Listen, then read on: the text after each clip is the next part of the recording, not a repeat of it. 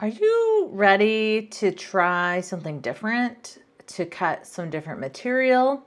Well, today is the day for you because we are talking all about the 3mm cut blade. This goes into carriage 2, and this is for your Cameo 4, and you can also use it in your Cameo 5. Now, I will say there is also a 2mm blade, and I believe that can go in your 3. You'll have to double check me on that, but let's talk about this one here. So I just want to kind of bring it in here so you can take a good look at this. You see at the top here, it has a number 2 on it, meaning it goes into carriage 2. It's got the sensor on the back, so that way it will read straight from the machine. And then you'll see, because this is the 3mm, it's got 3, oh, you can't really see that, can you? It's got 3 different sets of numbers on there, and then all of those numbers are to tell you how far or how deep this blade can go. So right now I'm on blade 1, and you'll notice there's a big gap here between this and then this. And if I keep unscrewing, I can actually turn and unscrew this entire piece and it will come off if I go the right direction. Okay, so it's unscrewed and now this lid has come off. That's how you would clean it. And then you can see up here, there is a red spot there. That is where it's pointing to what blade depth you're at. This is a little bit hard to do on screen, but I'm just going to try to reattach this here so that you can see what I'm doing. And the first couple turns don't really count. That's just to get it attached. And now I'm looking at where that black or that red dial is, and then I'm just going to try to dial it. I find it easiest to just get this thing completely screwed on. So about there, now it's screwed on and it feels like it's on there well, and you can't see the blade coming out the bottom yet. So what I like to do is just get this turned all the way. So now you can see there's no gap between that red dash and where the numbers are, but you can tell it's not on a good number. So this is where I do, and then from here I'm going to loosen it. And now that my 30 is at the top, I'm going to consider that a blade depth of 30. As I keep twisting it, and as you go around, now you can see, okay, now I'm back to that same position, but we've done a full rotation. So now I'm going to call that a blade depth of 20. And then as we turn again, all the way around, we're in back to that same position. Now that's a blade depth of 10. See how there's barely anything showing out of that? And then if I turn pretty much all the way around here, and now I would consider that a blade depth of 1. There's not really anything showing, but that's okay, because when you have a blade depth of 1, you don't hardly have anything showing because there's barely anything for it to cut. So that's what I would consider how to set that up. Now, when you're using this, we're going to use it to cut some Kraft foam. And this is the Kraft foam I have. Unfortunately, this stuff that I bought many, many years ago, it does not exist on Amazon anymore. But this is roughly, I think they call this like 1/4 of an inch or something, but it's roughly that in that 2 to 3mm area. So how do I know what blade depth to use? Here's my really cool trick. What I do is I start with my blade, and I don't care what the number is. I'm just going to turn that blade. Let's get some of it showing here. Wrong way. Get some blade showing. And then as I'm getting blade showing, now you can see that I've got some blade there. I'm going to come in with my Kraft foam, and I'm going to set that along the edge. And then I'm going to get to a point, I know this is hard to kind of show you on camera, and I apologize, but I'm just going to get to a point where I'm like, does that look like that cuts all the way through? Probably not. So let me keep going. Now that's a blade depth of 20. Let's see, looking at the flat side. And because I'm doing this, it's so much easier when you're trying to do this yourself. Lay it flat and look and see if that goes through. Also knowing you're going to add some extra pressure there. but I'm basically just laying it flat and to see if that will puncture through, and that looks pretty darn close. So right now I'm at a blade depth of 20 because I've gone around 2 rotations. I've got a little bit of blade coming out, and that's what we're going to use. So let's jump into Silhouette Studio. Okay, we are going to cut some craft foam, and we're going to use the part of this design I have, which is a maze card.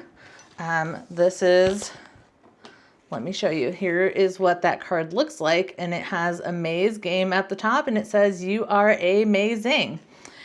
So to get all that depth in there so that the ball, I know there's the ball, has some room to roll around, I had to go ahead and use that craft foam to give it the depth so that that ball has some room. Because if I did it with cardstock, look how thick that is.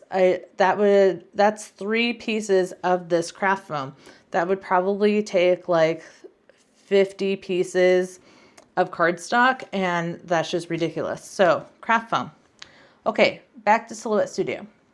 So to do this, we are going to be cutting, oh, and it's going to come in a group. Cool. Let me ungroup this.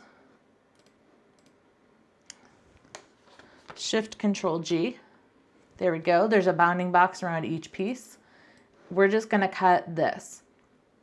And because I need to make 3 copies of it, we're going to go ahead and I'm going to hold down the Control and down arrow to make 2 copies. I'm going to leave some gap in there to make sure that this has plenty of room to cut around. And I'm going to keep these kind of centered in my craft foam so it has room to roll around.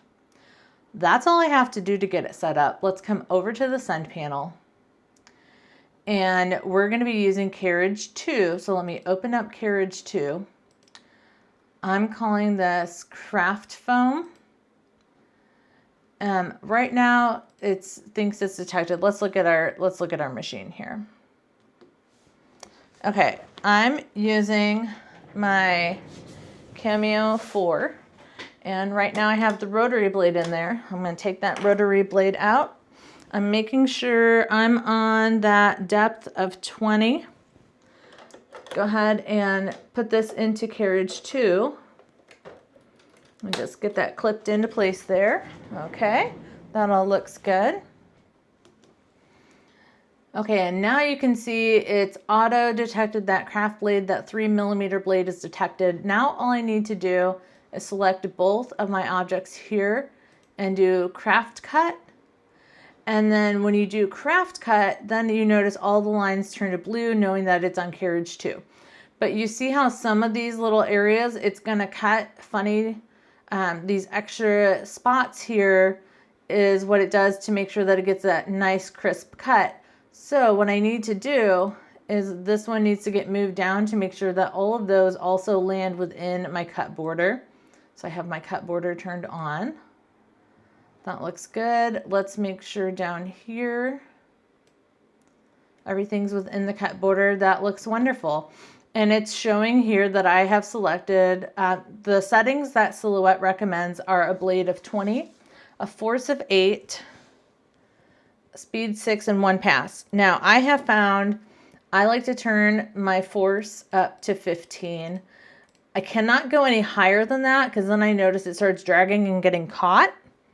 I've been liking that blade depth of 20. I'm going to turn that speed down to 2 to give it some extra time to cut through everything. And then I'm going to do double pass, so 2 passes.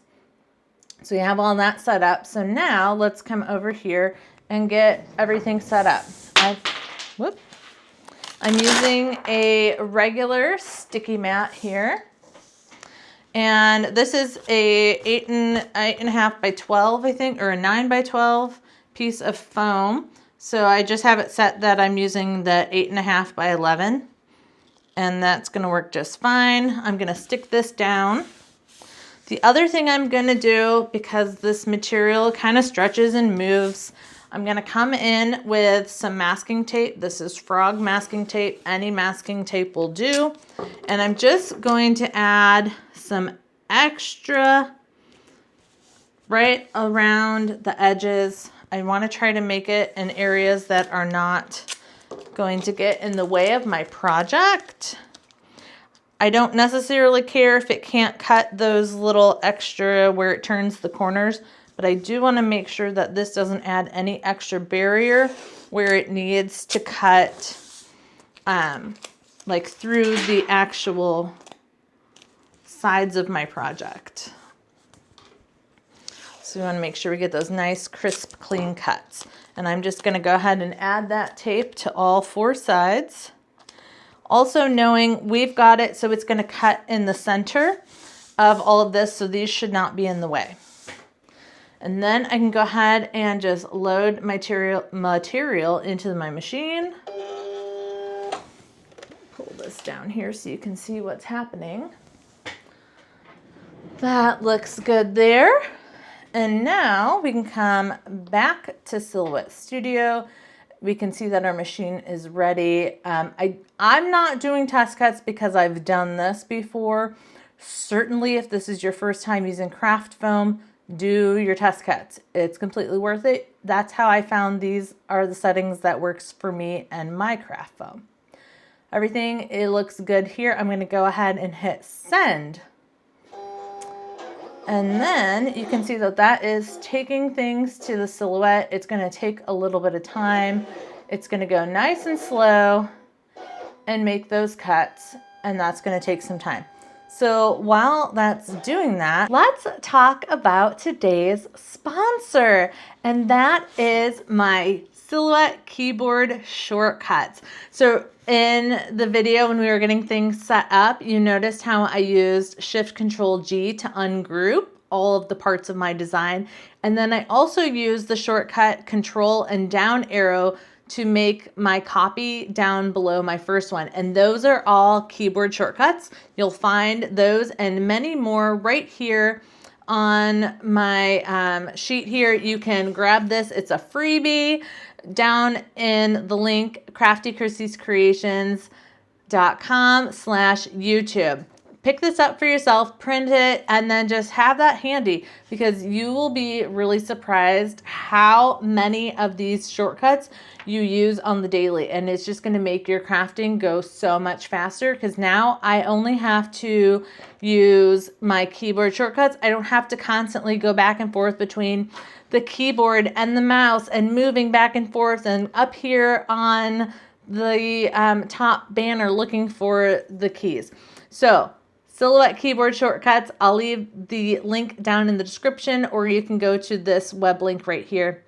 And now let's get back to our video. All right, so this is gonna take some time here for all the cutting to be done, especially because we're at that speed of 2 and then also doing 2 passes. So I will be back when all of the cutting is done. And when you look at the screen here, right here on the cutting, it says this is going to take 24 minutes and 48 seconds. So I'll be back when the cutting's done.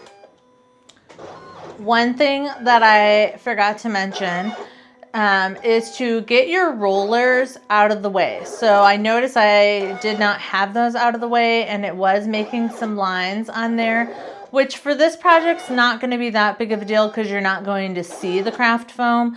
But if you were making something like cutting out like little foam pieces that you're going to put on a board or something that you're actually going to see, you want to make sure those rollers are out of the way. So what I did, since it was in the middle of cutting, I hit the pause button. So let me just show you. You can hit the pause button. It stops working.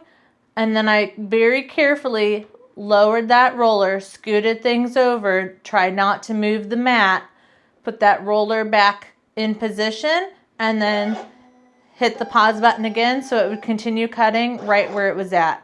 So if you ever forget to move your rollers out while you're working on a project, you can go ahead and hit that pause button and adjust things as you need, and then continue cutting right where you left off. All right, we're gonna let this continue. You can sort of see the maze is starting to come about, but I'll be back when it's all done. Yay, it is done cutting. You'll notice there's a lot of debris on my mat, and that's because these are the corners that had all of those blue lines where it was going to go over and over those areas again. So it just really cut all that up. And I do have quite a bit of debris on my blade too. So that this is going to require some cleaning up in the end, and craft foam gets a little static too. So that's fun. But let's go ahead and unload. We can just peel off all of our tape that was helping hold down those sides and just keeping everything nice and stuck to that mat so nothing moved. And then for the fun, we can just peel this off. Now, craft foam does stretch a little bit, so you do just want to be mindful, especially if you're cutting multiple layers like I am here. I'm just going to end up layering this all up. And now we're ready to start weeding this stuff out. So to do this, to make it the maze, see, I needed to pull the end sides out, and here's one already that I have done that with. So and this is a good test to check those cut settings. You'll still notice, even with the 2 passes, there are some corners where I have to do just a little bit of tearing. It doesn't do super crisp, amazing corners, and I do have to kind of still pick at those a little bit. But again, I'm putting cardstock over this. It's not super noticeable, and even if you weren't, the craft foam stretches and stuff. Like, I don't think you're going to notice it as much, especially if you're doing things that aren't complete boxes and square edges like I am here. It's not going to be near as noticeable. But you can see how I can easily just pull that out. I do have to kind of tear at those corners a little bit, but it still was super easy to do. I'm able to easily take this apart. Could you have used the overcut on this to make it easier? Probably. That would not be a bad idea, to just let it cut a little further. Then I bet your edges would be super crisp and clean. I should have thought about doing that, because that would have made this a lot nicer. So there you have it. So we've talked about how to use your 3mm blade, how to get the right blade depth on it. We also discussed cutting out some foam, craft foam, and some examples. And let's talk about other reasons you would use this blade here. So anything that's a thicker material, so this one goes to a blade depth of 30, so you get 3mm. So you figure 10 points gets you 1mm, 20 gets you 2, so 30 gets you that 3mm point. So this is a great blade to be using if you're, again, we're cutting craft foam, chipboard. Those are kind of the thicker materials, wood off the top of my head that I can come up with. So those are the kind of things you would want to be using with a 2 or 3mm blade to get those nice cuts on that deeper material. Okay, we have covered it, and if you're interested in this card here, I will leave a link to that up here. And then don't forget to grab your Silhouette keyboard shortcuts. Again, the link's here, and I will link that down below. Make your crafting a lot easier with this lovely freebie. Okay, I'll see you in the next one. Bye!